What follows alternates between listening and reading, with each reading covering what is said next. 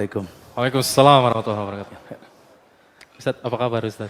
Alhamdulillah. Alhamdulillah. Ustaz, terima kasih sebuah kehormatan bisa mendapatkan Ustaz di tengah-tengah kita kembali Insyaallah. untuk membahas pintu yang terkunci. Silakan Ustaz. Masyaallah. Auzubillahi minasyaitonirrajim. Bismillahirrahmanirrahim. Assalamualaikum warahmatullahi wabarakatuh. Waalaikumsalam warahmatullahi wabarakatuh. Alhamdulillah. Alhamdulillah. Arsala rasulahu bil huda wa dinil haq liyuzhirahu ala dini kulli wa kafa billahi syahida. Wa ashhadu an la ilaha illallah wahdahu la syarikalah. Wa ashhadu anna Muhammadan abduhu wa rasuluh. Amma ba'du fa inna ahsanul kalam Allah wa khairal huda huda Muhammadin sallallahu alaihi wasallam wa syarrul umuri muhdatsatuha wa kullu muhdatsatin bid'ah wa kullu bid'atin dhalalah wa kullu dhalalatin finnar. Ma'asyiral muslimin wal muslimat, sidang majelis yang semoga Allah muliakan. Amin.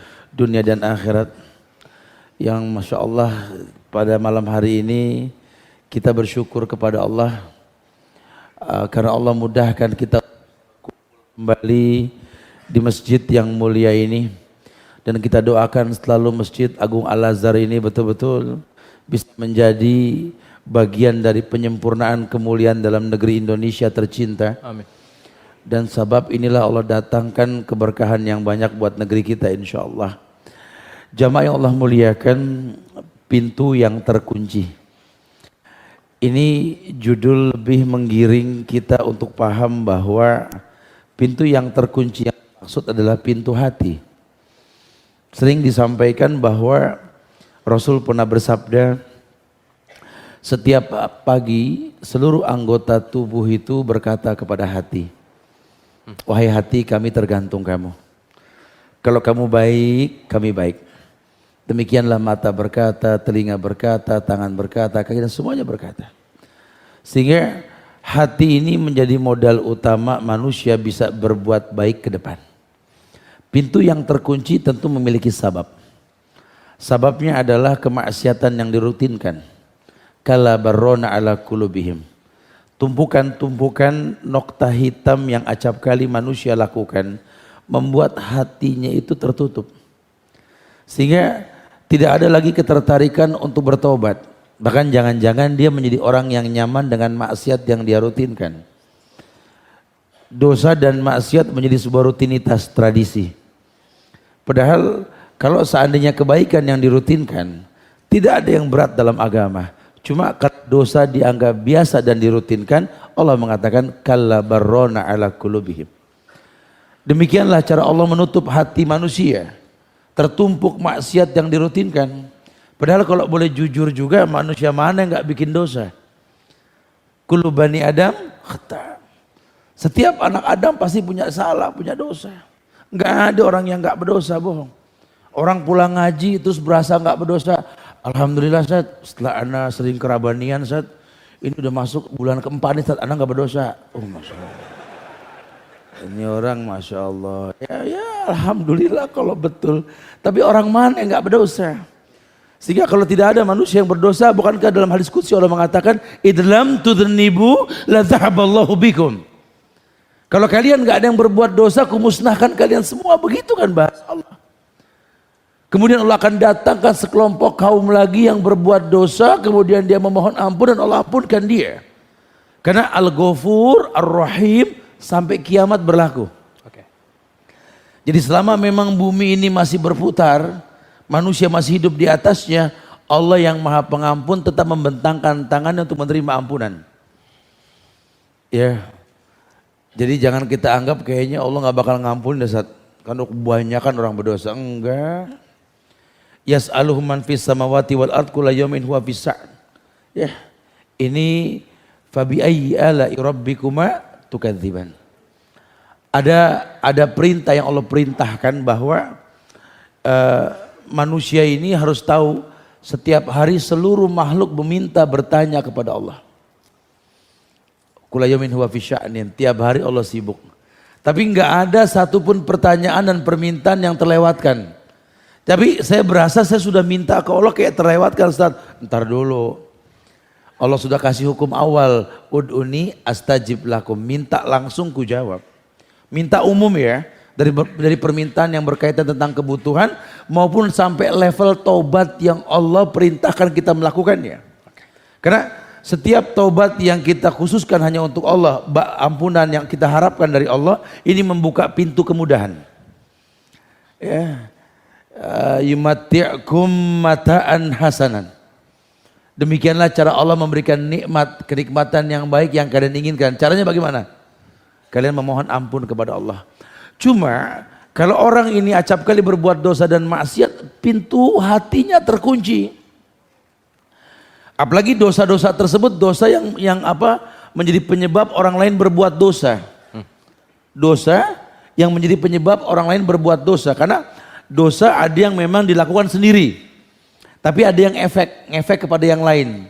Kan kalau hadis mengatakan mandala ala khairin falahu mislu ajri fa'ili. Orang yang menunjukkan pada kebaikan akan berpahala sebanyak orang yang berbuat kebaikan. Tapi kebalikannya, orang berbuat maksiat dan dosa, mengajak dosa, selama dia belum bertobat, dosa orang yang mengikuti, dosa orang yang mencontohnya, ini akan menjadi tanggung jawab dosa dia. Kecuali kalau dia sudah bertobat. Dulu ana memang Ustaz hobi ngajak orang dosa berjamaah. Setelah ana bertobat gitu ya, mereka kecewa karena ana yang ngajak mereka berbuat dosa, sekarang sudah nggak berdosa, mereka masih enjoy dengan dosa. Sering diledekin Ustaz di beberapa kajian, kau yang mulai, kau yang mengakhiri gitu. Orang bilang judul lagu katanya, aduh. Ini lagi tren orang sekarang begitu ya, nggak boleh ingat masa lalu disamain dengan masa lalunya. Janganlah, yuk anak bangsa mulai belajar husnuzon dalam berbagai hal lah. Masya Allah. Tapi memang begitulah, kalau orang berbuat dosa dan merutinkan dosa, sehingga nanti ada masa di mana Allah akan turunkan azab. Ya, zuharul fasadu fil bari wal bahar bima kasabat aydin nas. Liuzikum ba'dalladzi amilu la'allahum yarji'un. Di Ar-Rum ayat 41 tuh Allah berfirman, tampak kerusakan di muka bumi ini, ya di darat dan di laut, ulah tangan manusia. Ulah tangan manusia. Allah turunkan azab, liyudhiqahum ba'dalladzi amilu la'allahum yarji'un. Allah turunkan azab dan mereka merasakan efek pada keburukan yang mereka lakukan. Allah cuma katakan la'allahum yarji'un. Ini luas loh. Agar mereka mau kembali. Makanya seorang da'i yang cerdas ketika melihat dalam sebuah tempat turun azab, dia masuk ke dalam, bukan lari. Ente kenapa ngepot? Takut kecipratan? Ntar dulu. Apa udah beres azab, betul? Hukum asal azab diturunkan ini untuk orang kembali. Nah, ketika orang selesai diazab, diturunkan bala dan lain sebagainya, pahami, innallaha idza ahabba qauman ibtalahum. Kita ini punya Allah yang gak mungkin berbuat zalim. Idza ahabba qauman ibtalahum. Lihat cara Allah. Kalau Allah suka sama satu kaum, Allah turunkan azab. Allah suka banget sama Indonesia loh. Makanya diturunin macam-macam masalah, betul? Penuh deh Al-Azhar sekarang tuh. Kalau nggak punya masalah nggak penuh Al-Azhar. Ya, tanya tuh ya, murid-muridnya Buya Hamka di sini masih banyak, Masya Allah. Subhanallah, ini Al-Azhar jadi sejarah, saksi sejarah anak bangsa. Ya, dengan diuji, kita dengan sekian banyak ujian, lihat. Udah nyaris nggak ada lagi perbedaan antara Nahdlatul Ulama, Muhammadiyah, Persis. Ya karena memang agama bukan itu. Inna dina indallahil Islam. Dan Indonesia butuh Islam. Bukan cuma casing organisasinya, bukan. Ayo kembali. Yang nyuruh kembali siapa? Bukan aneh, Rasul. Idza tabayatum bil ina wa akhadtum ajnabal baqar wa raditum bizar'i wa taraktumul jihad sallallahu alaikum zullan la yanji'u hatta tarji'u ila dinikum. Ruwahu Bukhari wa Muslim. Idza tabayatum bil ina. Kalau kalian terbiasa berjual dengan konvensional, begitu kan kata Rasul. Akhadtum ajnabal baqar, kalian ikuti sesuatu yang tak ngerti mau kemana jalannya. Raditum bizarri, kalian enjoy dengan perekonomian. Taraktumul jihad, kalian tinggalkan jihad. Sallallahu alaikum zullan la yanjiu hatta tarji'u ila dinikum. Allah akan selalu liputi kalian dengan permasalahan yang tak kunjung selesai. Mau selesai, kembali ke dalam agama. Agama yang maksud adalah Islam. Orang pun begitu. Ketika maksiat dia rutinkan, ini membuat dirinya sulit untuk kembali. Makanya bahasa Allah tadi di Ar-Rum ayat 41, la'allahum yarji'un. Ustadz sampai stroke ringan udah nyampein, bukan enggak? Temen sampai bosan ngelihat muka dia, masih enggak paham juga. Udah Allah turunin deh azab. Ya azab jangan diidentikan sama gempa bumi. Hidup gersang ma'isatan donka. Ya, hidup yang gersang, kehidupan yang terasa asing di tempat sendiri. Ma'isatan donka. Betul. Ini orang-orang yang seperti ini sudah mulai banyak. Wa man a'radu an dzikri fa inna lahu ma'isatan donka.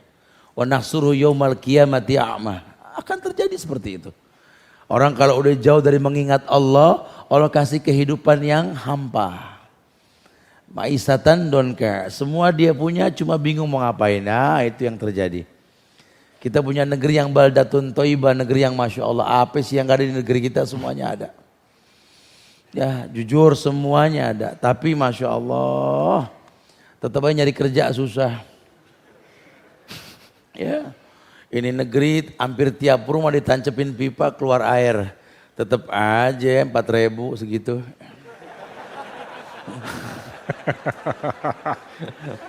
Ini musim mangga ente lihat hampir tiap rumah ada pohon mangga, buahnya sampai bererot, betul deh? Bererot tahu? Balapan numbuhnya bererot. Itu mangga buahnya Masya Allah. Tetap aja sekilo 25.000 gitu ya. Artinya di negeri baldatun toibah, cuma enggak robun gofur gitu loh. Yang perlu dibuat ini penyebab datangnya ampunan Allah. Karena perintahnya begitu. Ya qaum istaghfiru rabbakum summa tubu ilai yumatti'kum mata'an hasanan. Kenikmatan yang baik yang dihayalkan manusia, mukadimahnya istighfar, minta ampun. Buka pintu hati.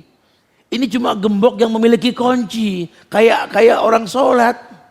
Miftahu sholat at-tahur. Wa tahrimuhu takbir. Wa tahliluhu salam. Kalau umpama sholat diumpamakan sebuah tempat. Media yang kita bisa isti'anah. Meminta bantuan sama Allah. Demi Allah buka pintunya. Apa pintunya? At-tahur. Bersuci. Mandi, wudu, tayamum. Kebuka sholat. Tahrimuhu takbir.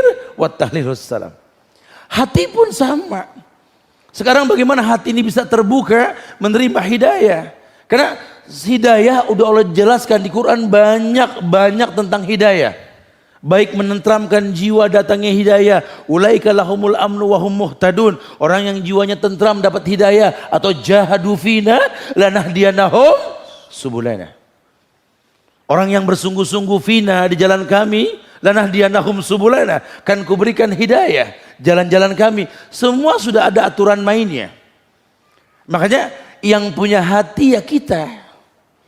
Kita yang ngerti bagaimana membukanya. Karena kalau ukurannya orang sudah senang sama ibadah, hatinya baik. Tapi kalau orang sudah berat sama yang namanya ibadah, ada masalah di hatinya. Tumpukan maksiat nggak akan pernah bisa membuat nyaman dirinya untuk mendengarkan Al-Quran dan Sunnah. Tapi kalau hatinya sudah bersih, Masya Allah. Tidak ada keburukan dalam kehidupan. Nah, Allah turunkan sekian banyak ujian kepada manusia, kepada alam ini, buat orang yang jeli tahulah. Karena kalau dosa dianggap biasa, pasti akan berakar dan membuat sebuah pohon besar yang akan merusak karakter manusia. Awalnya sih nyoba, Set. Ya kayak model rokok. Aduh susah kalau masalah rokok sih ya. Tapi kalau boleh jujur kita tanya orang kenapa dan bagaimana awalnya merokok. Semua jawabannya 2 huruf. A sama U. Au. Begitu ya. Kan korban iklan awalnya. Makanya kita udah saatnya deh kalau bikin kajian tuh jangan kalah sama iklan rokok. Ini manusia ribuan jumlahnya iklannya broadcast gitu ya. Bikin baliho, pakai videotron terang-terangan, ayo kompak. Uang Anda cuma titipan Allah, buat publikasi yang dahsyat. Biar Indonesia tahu bahwa memang rakyatnya butuh tauhid. Generasi bangsa yang bertauhid. Udah nggak usah bingung, Allah turunkan berkah buat negeri ini, sudah. Jangan kalah sama iklan rokok sepanjang jalan, subhanallah. Awalnya cuma rokok lagi, keren juga tuh. Awalnya begitu tuh. Lama-lama nyeredeng dah kalau begitu. Nggak boleh ngeliat kopi ada busanya, bukan main. Jangan nyobain pakai pecu, pecu lagi dia bilang gitu loh. Terpanggil jiwa untuk mencicipi gitu ya. Awalnya seperti itu. Nah sebenarnya kalau dosa maksiat aja bisa menarik perhatian karena casingnya, apalagi kebenaran gitu loh. Apalagi kebenaran. Apalagi kita tahu bahwa Islam ini sifatnya rahmatan lil alamin. Pokoknya yang namanya alam bohong kalau nggak nerima Islam. Kalau sampai alam nggak nerima Islam ada masalah. Kan hukum asalnya rahmatan lil alamin. Nah Islam ajak orang berbuat baik. Justru itu ketika saya ajak orang berbuat baik jadi masalah Tat. Ini bukan make up nih biru Tat, kena Tat betul gitu loh. Jadi malah efeknya dahsyat gitu loh. Oh iya, kita nggak paham wajah manusia itu akan mengabarkan kondisi hatinya. Makanya nggak bisa kita main langsung ngomong begini begitu tanpa tahu kondisi dia. Pelajari deh Quran. Kita harus sepakat yuk, kita katakan dzalikal kitabu la raiba fihi hudan lil. Itu Quran nggak ada keraguan di dalamnya. Kalau antum pelajari mendetail cara Quran tersusun dahsyat. Kalau ya ayuhan nas pasti bicara umum ibadah. Ya ayuhan nas su'budu rabbakumul ladzi khalaqakum, umum. Hai manusia, sembahlah Rabb yang menciptakan kamu agar kamu diberikan lalakum jadi orang bertakwa.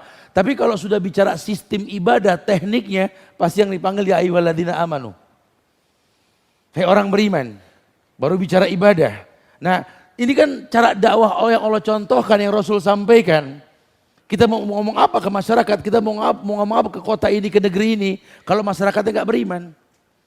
Dan salah satu bukti iman yang paling mudah, ini nih, kita kumpul tiap malam Kamis. Keyakinan dengan hati yang kita ucapkan dengan lisan, kita buktikan dengan perbuatan. Itu iman. Kalau iman sudah merata, iman sudah betul-betul mendarah daging di hati manusia, janji Allah, la fatahna alaihim barakatim minas sama'i wal ard. Allah bukakan berkah yang banyak dari langit dan bumi. Kalau sudah bicara berkah, kita nggak bicara kaya atau miskin. Tapi kita tergolong orang yang bersyukur atau bersabar. Ini kunci sukses di atas dunia. Karena yang masuk surga cuma dua. Orang yang bersabar atau orang yang bersyukur. Nggak ada yang lain. Siapa yang bersabar? Orang yang diuji. Dan Allah janji, innallaha ma'ahu, innallaha ma'as sabirin. Allah bersama orang yang sabar. Siapa orang yang bersyukur? Orang yang tahu nikmat yang diberikan sama Allah disyukuri. Lain syakartum lazidannakum. Janji Allah kan begitu. Ini kalau hati kebuka, kalau hati tetap kekunci ya susah.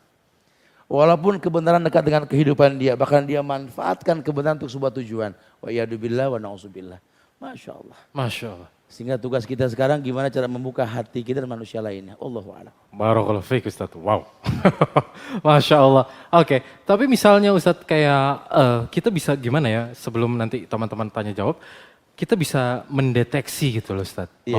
bahwa inilah kesalahan yang kita buat lalu Allah datangkan cobaan ke kita, atau inilah kesalahan atau ini dosa yang kita buat lalu Allah datangkan azab kepada kita. Bagaimana cara mendeteksi hal ini Ustaz?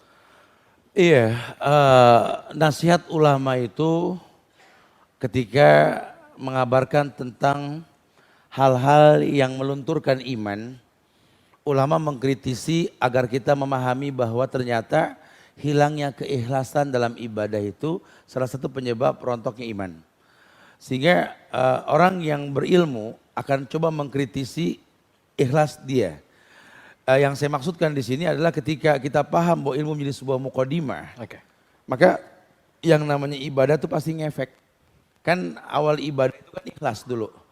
Rukunnya ya, ikhlas untuk Allah dan mencontoh Rasulullah Sallallahu Alaihi Wasallam. Karena mungkin bukan berarti lantas kalau orang sudah beribadah kemudian dia tidak lagi berbuat salah, tidak, dia pasti berbuat salah. Tapi ketika di awal dia telah berbuat sebuah kebaikan dengan cara yang benar, maka dia akan mudah kembali ke jalan yang benar. Karena efek ibadah yang dia lakukan. Contoh begini, orang yang sudah sholat 5 waktu. Oke ya. Orang yang sudah melakukan sholat Jumat. Orang yang sudah melakukan puasa di bulan Ramadan. Tetap kata Rasul, as-salawatul khams wal jum'ah ilal jum'ah wa Ramadan ila Ramadan mukaffarat ma bainahunna idza jtunibatil kabair. 5 waktu yang dia lakukan, antara 5 waktu, Jumat ketemu Jumat seminggu, Ramadan sebulan ketemu setahun yang akan datang, ya. Ini semua penghapus dosa selama dia nggak berbuat dosa besar. Artinya orang pasti berbuat dosa. Oke. Ya, ternyata ibadah yang dia lakukan inilah salah satu penyebab Allah hapus dosanya gitu loh. Karena yang namanya manusia pasti berbuat dosa. Ya, sehingga Allah selalu turunkan alasan kenapa Allah ampunkan dia, kenapa Allah tolong dia dan lain sebagainya. Karena ibadah yang dia lakukan, ibadah yang mana? Ibadah yang betul-betul ilmu dikedepankan sehingga acap kali dia berbuat dengan keikhlasan. Wallahu a'lam. Lalu bagaimana dengan fenomena sekarang Ustaz? Begitu mudahnya orang bunuh diri sampai di share. Iya. Lalu tingkat ya, it's kind of shock. Iya. Lalu bagaimana dengan juga ada klub pedofilia sampai begitu? Apakah memang kalau tadi kita membahas bahwa sebetulnya itu tidak terkunci benar gitu loh kalau kita tahu cara, tapi ini bagaimana dengan hal ini? Saya sering bicara dengan bahasa yang mudah. Ini kan informasi menderu kita seperti hujan badai yang datang sementara kita belum siap. Ya, pendidikan yang kita miliki dengan nilai handphone yang kita punya itu kadang-kadang nggak selevel gitu loh. Oke. Informasi yang dahsyat sementara kondisi kita belum layak untuk menerima informasi tersebut. Oke. Ini bisa menjadi sesuatu yang buruk sekali. Bahkan yang lebih fatal itu ketika menginspirasi sebagian orang untuk bangga dengan kesalahan dan dosa. Karena belakangan ini banyak orang yang memang suka untuk mempertontonkan sesuatu yang efeknya dua. Kalau nggak mati ya dipuji. Oke. Ya. Jadi permainan seperti apa keep challenge itu yang orang ditekan sampai ya. Skip challenge. Ya itu kemudian dan beberapa lainnya. Kemudian juga bangganya mempertontonkan efek pada keburukan yang dilakukan oleh teman-temannya. Sehingga dia menganggap bahwa memang segala sesuatu pasti ada efeknya. Sehingga kalau kita bisa menjadi bagian sebuah fenomena adalah sebuah kebanggaan. Ini kan sudah krisis kejiwaan. Oke. Ulama memberikan nasihat kepada kita untuk bisa meng-up iman kita agar bisa lebih stabil. Ada nasihat ulama itu yang mengatakan bahwa yuk mulailah kita memanage tobat yang pernah kita katakan ke Allah. Hijrah yang kita lakukan, tobat yang kita lakukan ini butuh manajemen. Karena kalau tidak kita menganggap bahwa Allah Ghafurur Rahim sehingga bebas dia berbuat dosa dan maksiat tanpa ada paksaan. Oke. Padahal kalau sampai seandainya dia berbuat tobat kemudian dia terpaksa berbuat maksiat lagi, terpaksa yang dimaksud di sini belum bisa menghindari, Allah selalu siapkan ampunan buat orang yang memang nggak mampu menghindari. Cuma banyak orang yang mampu menghindari cuma dia anggap adalah kesempatan untuk mengangkat namanya, ini yang paling fatal. Makanya memang penting sekali buat kita sadar bahwa hukum asal kita ini tercipta untuk beribadah. Sehingga mungkin kita menjadi orang yang tidak baik atau mungkin kita jadi orang yang beragam lah di atas dunia ini. Tapi ketika kita tahu bahwa fungsi kita tercipta untuk sebuah kebaikan yang namanya ibadah, nanti kemudahan akan datang dengan mudahnya ke kita. Oke. Kalau hal-hal kecil yang kita tadi, misalnya kita anggap dosa kecil yang kita anggap biasa Ustaz, misalnya let's say sama orang tua, sama ibu kita membantah atau kita mendapatkan makan dari hal yang tidak halal, bagaimana dengan hal ini Ustaz? Iya, begini, tidak akan pernah bersatu kebaikan dengan keburukan sampai kapanpun. Oke. Ya, tidak akan pernah bersatu air dengan minyak sampai kapanpun. Kecuali di mangkok mie, gitu ya. Nice. Sebelum kena gitu. Ya, artinya tidak akan pernah bersatu lah, baik dengan buruk ya. Makanya ketika banyak orang berbuat sebuah kebaikan, cuma dia mengkolaborasikan dengan kemaksiatan yang dia rutinkan, tetap akan berbuah. Cuma buahnya adalah keburukan. Di mana ilmu yang Masya Allah ini tidak pada wadahnya, itu yang terjadi. Iya, kayak orang yang menuntut ilmu baik, bukan tidak baik. Dia mampu menghindari kemaksiatan dalam menuntut ilmu. Cuma yang terjadi dia kolaborasikan dengan kemaksiatan. Sehingga dia berilmu, cuma ilmu nggak ngefek. Kan yang namanya ilmu ini kan pasti efeknya baik. Hal yastawil ladina ya'lamuna wal ladina la ya'lamun, kan begitu ya. Allah sudah bilang, sama gak orang yang berilmu dengan yang gak berilmu? Ya beda lah, gak sama ya. Cuma sama sekarang kenyataannya. Dia berilmu tapi sama orang tua gak sopan. Oke. Dia berilmu tapi sama mertua gak akur. Dia berilmu Ustaz, dia kalau dibilang berilmu Ustaz, duluan dia mas saya taubatnya Ustaz. Saya baru 2 tahun, dia udah 4 tahun, udah begini Ustaz agamanya Ustaz. Cuma kenyataannya gak bisa bergaul. Gampang suuzon sama orang.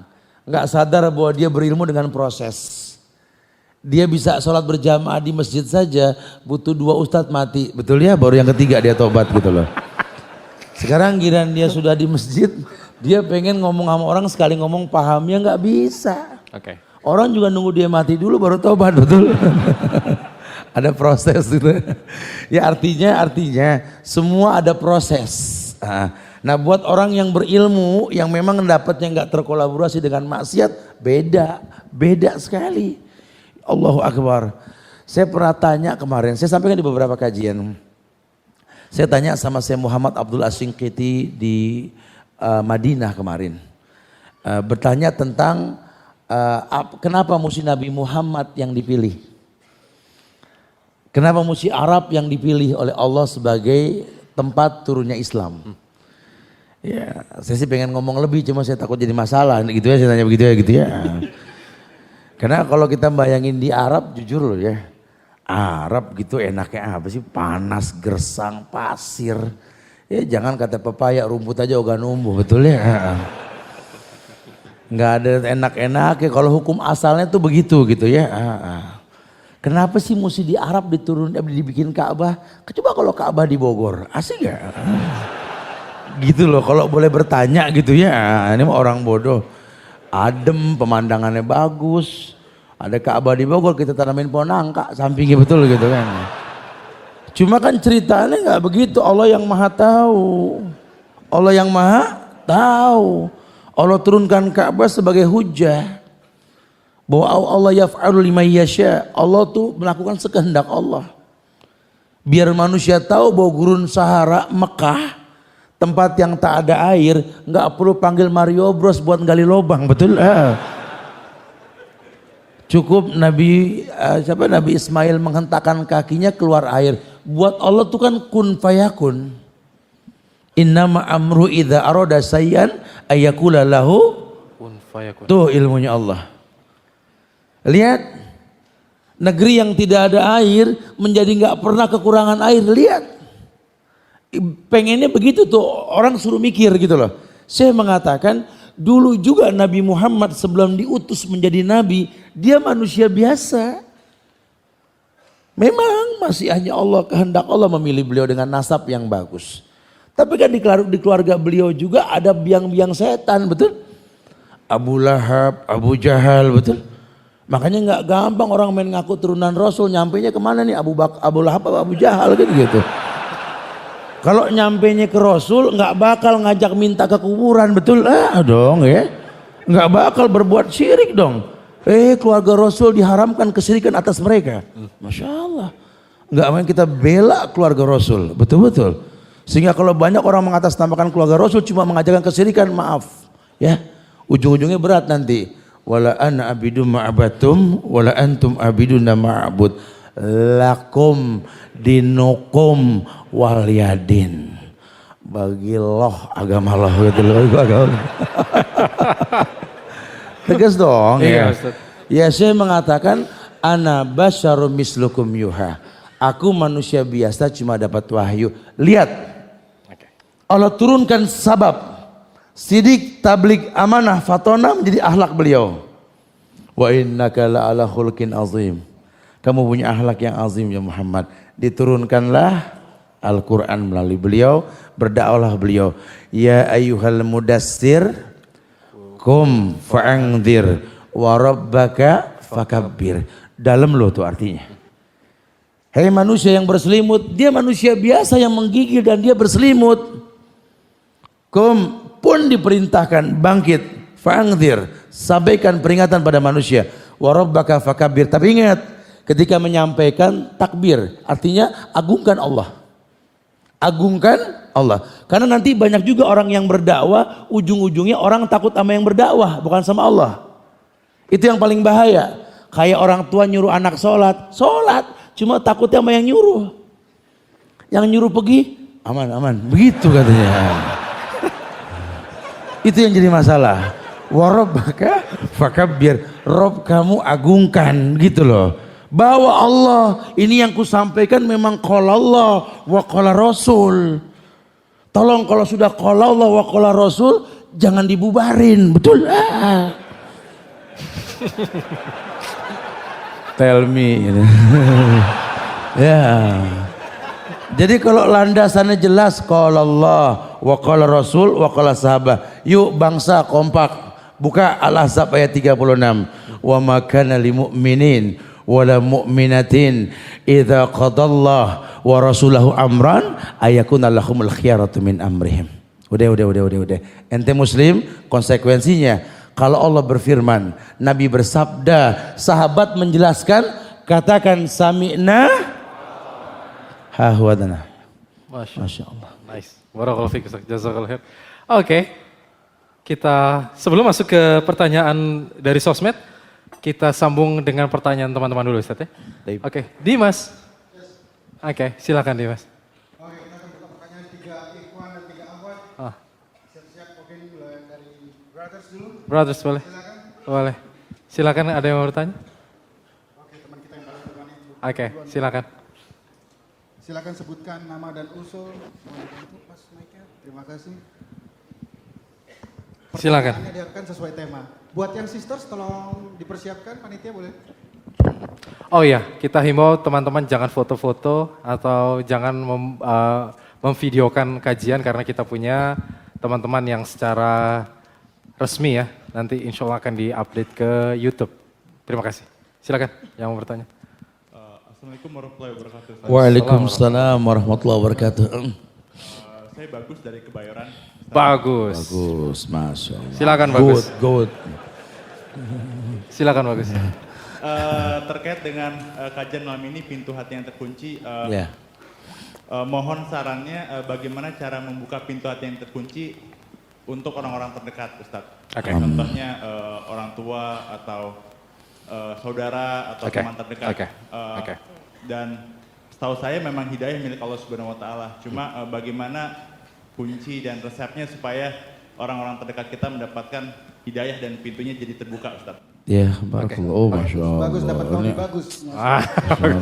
Bagus, terima kasih ya. Terima kasih. Bagus. Terima kasih. Silakan, Ustaz. Iya, naam. Iya, kalau bicara yang ngebuka hati itu jawabnya Allah deh, bukan tugas kita. Kayak datangnya hidayah juga sama.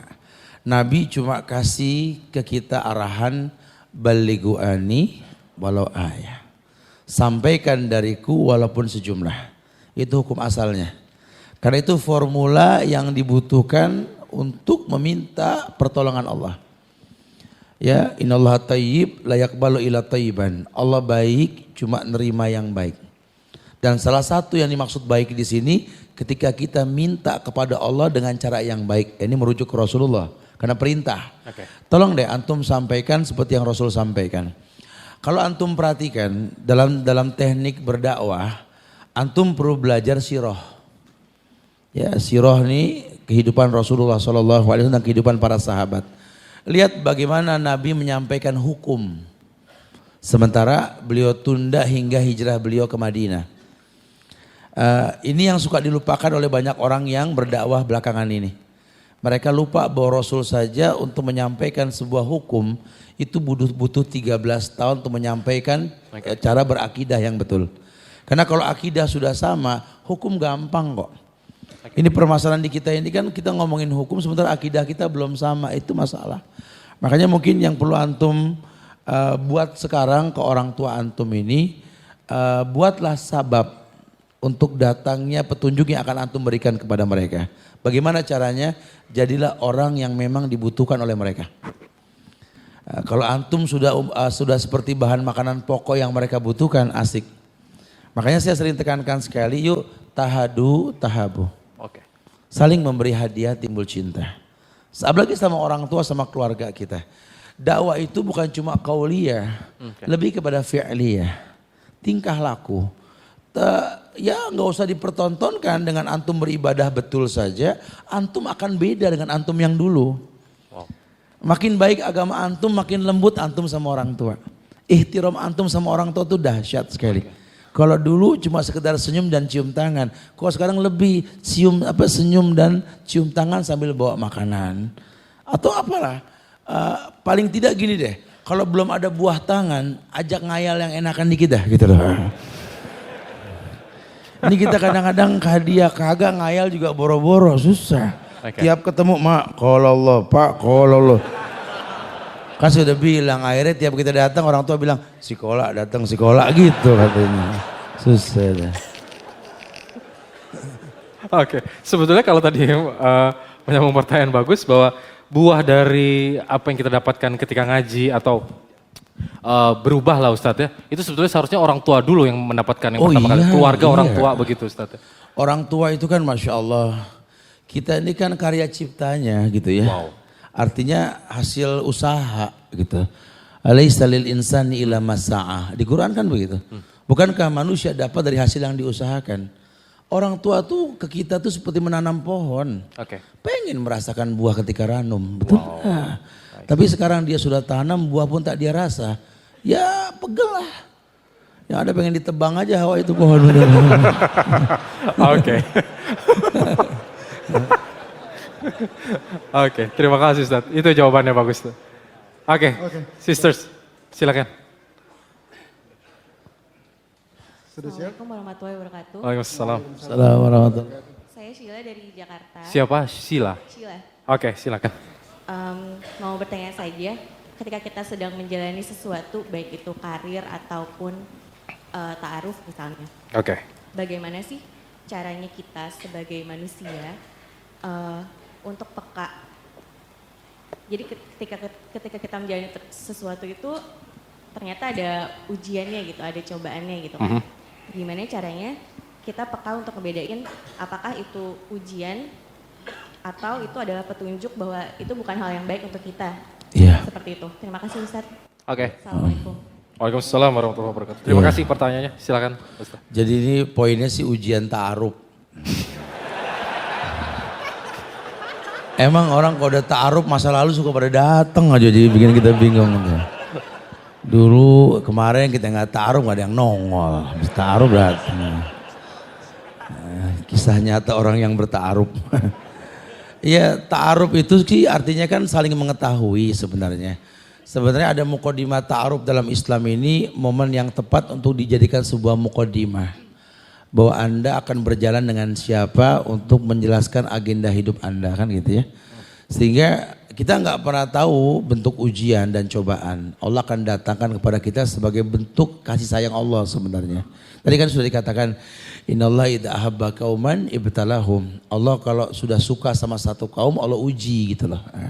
Ustaz ngebedain ujian sama azab atau mungkin ini merupakan teguran dari Allah gimana Ustaz? Ya kalau memang awalnya baik tapi di pertengahan jadi nggak baik itu namanya ujian. Tapi kalau memang awalnya sudah nggak baik, tengahnya nggak baik itu azab namanya gitu ya. Tapi tetap lahum yarjiun agar kembali. Makanya kita kalau udah ngelihat oh tuh kan emang niatnya nggak baik sih. Jadi ketika berusaha untuk dapat yang baik ya hasilnya nggak baik. Astagfirullahaladzim. Buru-buru istighfar gitu loh. Ya. Berarti memang nggak baik. Makanya lihatlah sabab. Kalau sababnya sudah baik, keburukan yang didapat itu bentuknya ujian. Tapi kalau sababnya buruk, kemudian dia merasakan keburukan, itu yang dikatakan azab. Wallahu musta'an. Nah. Ya, kalau misalnya tadi Sila bilang ta'arufnya, misal ta'arufnya di depannya baik, lalu ada cobaan, biasa di anak muda Ustaz, tergiur apa segala macam, itu justru harus dihindarkan ya. Iya betul sekali. Jangan terus, oke ini udah ta'arufnya udah baik startnya, terus kan baik ya mau kenalan apa segala macam. Ini salahnya kita kadang-kadang dalam ta'aruf itu mumpung ada yang mau sih, begitu ya. Oke. Agenda hidup bro, maksudnya. Oke. Kita mau berumah tangga ini kan bawa agenda. Ini rumah tangga mau kemana nih, kan udah kita agendakan dulu sebelumnya. Saya pengen punya rumah tangga yang asik-asik aja deh, yang kurang lebih lah. Saya pengen punya pasangan yang tahu bahwa saya ini manusia biasa, tempat salah dan dosa, gitu ya. Tapi insya Allah tidak ada keinginan kecuali sebuah kebaikan yang saya hayalkan. Sampaikan. Sehingga nanti ketika menjalani rumah tangga memang dia tahu, ya udah target saya cuma itu, nggak lebih dari itu. Karena ketika kita keluar dari konsep hidup yang kita buat sebagai agenda, sebenarnya awal sebuah kerusakan. Oke. Contoh yang paling gampang lah, Ukhti pernah suka sama lelaki di kampus yang model rambutnya oleh Yahfat, betul ya? Anak-anak kampus kan tahu sendiri rambutnya macam-macam kan. Ada yang belah pinggir sampai belah pinggir banget gitu, ada yang rambut begini gitu. Okay. Masa dekat dengan dia dalam kondisi seperti itu indah. Sekarang rambutnya udah gaya, malah ribut mulu. Bilang sama pasangan kita, kayak dulu lagi dia rambut gitu ya.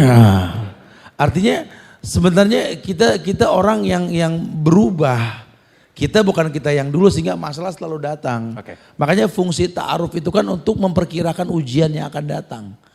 Dengan kita mengenal dia ya kita nggak tahu ujiannya apa, cuma udah kebayang lah gitu ya. Apa sih Anda orang Sunda tertarik sama orang Padang? Ya insya Allah lah saya suka sama dia ini.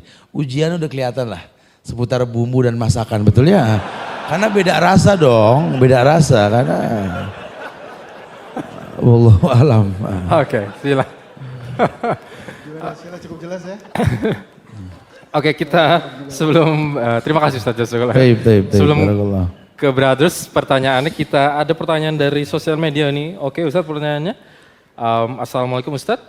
Saya ingin bertanya apakah dosa besar bisa diampuni dengan cara sholat taubat dan agar tidak mengulangi lagi, mungkin itu maksudnya.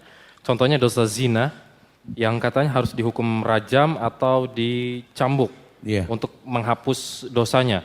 Dan apakah memang harus dilakukan hal-hal demikian agar dosa bisa terhapus? Terima kasih Ustaz. Sebenarnya ini nanti ada bab khusus, kita belum sampai ke sana nanti ya. Okay. Tapi ya secara umum ya. Okay. Kadang kalau dosa itu belum dihukum di dunia, di akhirat pasti dihukum. Cuma nanti ada hukuman yang tidak bisa dilakukan kecuali oleh ulil amri. Oleh presiden, raja, khalifah, tinggal tergantung cara bernegaranya. Gitu ya. Nah kayak rajam, kayak cambuk, itu nggak bisa tiap RW melakukan itu gitu loh. Tiap camat melakukan nggak bisa. Itu harus melalui ulil amri. Makanya kalau pemerintah yang muslim tahu hukuman ini sudah tertulis dalam Quran dan Sunnah, tidak dilakukan, maka dia akan menanggung dosa yang banyak, dosa rakyat ini. Ini kalau kita ngomongin begini sebelum pemilihan pemimpin, nggak ada yang mau mimpin habis ini. Main suruh-suruan, ente aja dah jadi presiden anak muda gitu. Karena berat sekali ya. Dan itu nggak main-main. Ya buat kita sih yang berbuat dosa tersebut ya cukup bertobat. Kalau bicara sholat tobat ada khilaf lah, kita nggak bahas di sini. Tapi yang pasti dia bertobat secara umum. Ya, dia tidak dicambuk, dia tidak dirajam Ustaz. Iya, karena hukuman tersebut wajib dilakukan di negeri yang memang pemimpin yang melakukannya. Kalau tidak juga bagaimana Ustaz? Dia bertobat. Dia bertobat. Dosanya ditanggung oleh pemerintah. Wallahu a'lam bishawab. Nah. Oke. Terima kasih Ustaz. Oke, Brothers. kita berlanjut ke Brothers. Ada yang bertanya? Ya. Sebelah utara ternyata sudah nunjuk duluan. Sebelah utara. Silakan. Di passing. Silakan berdiri. silakan sebutkan nama dan usul. Lalu diharapkan pertanyaan sesuai dengan tema Ya. kajian malam ini. Dan persiapan untuk sister setelah ini nanti ke sister insya Allah. Assalamualaikum Ustaz. Waalaikumsalam warahmatullahi wabarakatuh. Nama Ana Abu Sahal tinggal di Siapa? Abu Sahal. Abu Sahal. Itu nama asli? Enggak, Kunya. Nama antum siapa? Salahuddin Ayub. Siapa? Salahuddin Ayub. Salahuddin Ayub. Masya Allah, nama antum bagus. Salahuddin Ayub. Pasar Minggu Jalan Timur. Oke, silakan. Jadi gini Ustaz, masalah iman yang merata yang tadi antum katakan. Sekarang kan negeri kita sedang diisukan, ditakut-takuti dengan jika Cina menguasai negeri kita gitu kan. Nah, Anda pernah dengar tentang kisah yang antum sampaikan, sahabat mengatakan jika Yahudi dan Nasrani jika melihat wajah kami, mereka masuk Islam gitu kan. Pertanyaannya, kalau seandainya iman kita sudah merata di negeri ini, jadi apa yang kita takuti jika seandainya Cina masuk ke negeri kita, bukankah bisa saja mereka masuk Islam gitu? Ya cukup sekian. Assalamualaikum. Iya. Oke, terima kasih Salahuddin Ayub. Sebenarnya kemarin kedatangan salah seorang raja negeri Islam ke negeri kita cukup jadi contoh buat kita tuh. Oke. Ketika orang khawatir dengan penampilan Islam, ketika orang khawatir dengan hal-hal yang memang ada dalam Islam, untuk datang ke sebuah tempat yang mungkin gak akan pernah menerima Islam, terbukti semuanya gak ada masalah. Kenapa? Kita pertontonkan bahwa jihad yang paling utama itu dengan harta. Ketika kita bisa jadi anak muda yang sukses, bangsa yang kreatif, bangsa yang tidak suka jadi pengekor, bangsa yang bangga kecil kepala teri lebih mulia ketimbang gede ekor kakap gitu loh ya. Yuk jadi bangsa yang punya harga diri. Yuk jadi bangsa yang jangan bergelantungan dengan benalu-benalu yang nempel di pohon kita sendiri. Sudah saatnya kita lihat. Ini satu kisah nyata yang bisa kita lihat bahwa sesungguhnya manusia pada akhirnya menerima syariat. Karena ketika Allah katakan bahwa Islam rahmatan lil alamin itu bukan sebuah dusta. Cuma kitanya yakin atau tidak itu permasalahannya. Makanya kita sering adakan pengajian di Rabbanian ini kan untuk menjadikan sebuah tradisi yang namanya agama itu rutinkan gitu loh. Yuk buat sebuah kegiatan rutin ngaji, yuk belajar, yuk dekat sama ulama. Sampai tuh agama memang betul-betul iya memang kita butuh ini. Dulu mungkin orang menganggap kajian malam Kamis, malam capek. Ngaji, aduh nggak ada saat, enggak, ngantuk juga enggak. Karena agama asik, harusnya dibuat seperti ini. Nah kalau anak bangsa sudah ngerti bahwa agama itu adalah asik, udah tinggal nunggu waktu deh. Kalau yang tua susah pada dibilangin, kita tungguin aja berapa lama lagi sih ya. Kan yang muda yang ganti habis ini betul lah, paling nggak seperti itulah. Kalau tadi, oke. Kalau boleh gak sih Ustadz kita, atau tepat gak sih kita takut berlebihan tadi seperti Salahuddin katakan gitu terhadap Sebenarnya ancaman-ancaman? itu timbul, ya salah satunya karena hati kita terkunci. Oke. Kalau hati kita terbuka, kita akan tahu ayat yang mengatakan la yadurukum man dhalla idza tadaitum. Tidak ada yang membahayakan kalian kalau Allah sudah kasih hidayah. Oke. Ustaz seling mengulang-ulang mayyahdihi falamudillala wa mayyudlil falahadiyalah. Pegang, itu kelasnya kelas anak kecil. Dulu zaman Rasul anak kecil diajak ngomong begitu sama Rasul. Ya gulam, annal ummata law ijtama'at ala ayaduruka la yaduruka illa bisyai'. Aw ijtama'at ala ayanfa'uka la yanfa'uka illa bisyai'. Dulu itu gulam itu di atas sobi 9 tahun. Oke. Nabi bilang, anak 9 tahun sini. Begitu loh bahasa gitu deh. Seluruh manusia berkumpul ingin membahayakan kamu, nggak ada yang bahaya kecuali Allah izinkan. Wow. Seluruh manusia pun menjanjikan kebaikan, nggak ada janji itu baik kecuali Allah izinkan. Tuh, dulu anak kecil tuh paham, sekarang pada tua pada nggak paham di atas, masya Allah, susah gitu. Oke, nice. Ya. Ya, Ustaz. Terima kasih Ustaz. Oke. Dan sebelum menyambung, kalau misalnya orang berbuat dosa terus kita lihat nih ada teman berbuat dosa. Ya. Hidupnya boleh beda lah dosa-dosa dari hal yang kecil sampai yang besar. Terus akhirnya dia juga tidak pernah Allah tegur lah ya. Sampai akhirnya timbullah ungkapan dosa tidak berjendol Ustaz. Bagaimana dengan hal ini Ustaz? Itu istilah dosa tidak berjendol tuh 96, 97 tuh. Udah lama itu ya. Iya, masalahnya bukan jendol nggak berjendol, ini dosa bro. Iya. Oke. Kan faman ya'mal misqala dzarratin khairan yarah, wa may ya'mal misqala dzarratin syarran yarah. Ini semua ada balasannya gitu loh. Ibnu Qayyim tuh di kitab Ad-Dawa-Dawanya dahsyat tuh. Beliau kabarkan setiap dosa itu rona Oke. ala qulubihim. Pasti memiliki noktah hitam dalam hati manusia. Yang mana tidak mungkin hilang sampai kapanpun itu noktah. Kecuali kita mau bertobat dengan masa. Artinya dengan waktu. Ya seperti antum cemplungkan sesuatu yang membuat keruh air. Ya solusinya ya cemplungkan air yang banyak, keruhnya hilang dengan sendirinya. Butuh masa, butuh waktu. Makanya beliau mengatakan dalam kitabnya ini yang kita bahas kali ini, yuk buatlah hal-hal yang bisa mencegah itu terjadi. Oke. Ya kita hijrah, kita bertobat sulit banget Ustaz. Tapi mempertahankan hijrah dan taubat tuh jauh lebih sulit lagi nantinya gitu loh. Makanya butuh media. Kita butuh media yang seperti ini. Sekarang udah alhamdulillah kita sudah kajian di beberapa tempat dan bahkan kita bikin roadshow-nya keliling kemana-mana. Alhamdulillah ala kulli hal. Ini bisa menjadi sebuah penyebab terhalangnya kita kembali ke masa lalu. Oke. Karena yang menyebabkan iman lemah dan rontoknya iman itu ketika kita menganggap masa lalu itu indah. Ketika orang masih menghayalkan indahnya masa lalu, dia akan mengulang masa lalu tersebut. Padahal orang boleh saja kembali ke masa lalu untuk mengislah masa lalunya. Oke. Kayak kita nih kumpul alumni ya, reuni atau apa silakan. Tapi bukan untuk merasakan indahnya masa lalu.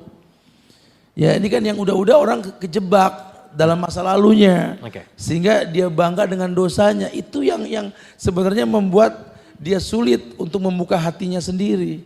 Padahal kalau dia mau bandingkan, hidayah yang dia dapatkan sekarang ini mungkin karena kebaikan yang dia rutinkan. Atau mungkin dua orang-orang di sekeliling dia. Atau mungkin memang pernah ada kebaikan yang dia nggak berasa melakukannya. Wallahu a'lam. Nice Ustaz. Nice. Jazakallah khair Ustaz. Oke, mungkin ini pertanyaan terakhir untuk sisters ya. Ya, oke. Ya, silakan sisters. Nanti kita akan lanjutkan di jauh bawah insya Allah. Siap. Silakan. Assalamualaikum warahmatullahi wabarakatuh. Waalaikumsalam warahmatullahi. Perkenalkan Ustadz, nama saya Windy dari Depok. Windy. Windy, ya. Oke, silakan Windy dari Depok.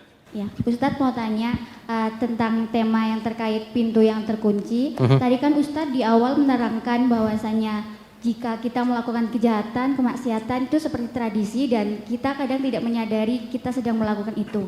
Lalu gimana sih atau tameng apa sih yang harus kita lakukan biar kita sendiri itu terhindar dari perbuatan yang dosa, mengarah ke dosa atau yang tercela tersebut selain kita mengingat kematian. Kadang kan kalau kita mengingat kematian, oh iya kita banyak dosanya ya. Tapi setelah hilangnya fenomena kematian dalam otak kita pasti lupa dan kadang kita berbuat dosa lagi. Misalnya aja kita ngomongin orang lain di belakang gitu. Atau itu yang pertama gimana sih mengingatkan kita dan mengingatkan orang lain dengan yang baik gitu. Terima kasih. Wassalamualaikum warahmatullahi wabarakatuh. Wassalamualaikum warahmatullahi wabarakatuh. Iya. Sebenarnya sudah disampaikan tadi bahwa ketika sulit dia untuk berbuat sebuah kebaikan, jauh lebih sulit untuk mempertahankan kebaikan. Makanya ketika dia sudah berbuat baik, dia butuh situasi dan kondisi yang bisa mencegah dia untuk berbuat tidak baik gitu ya.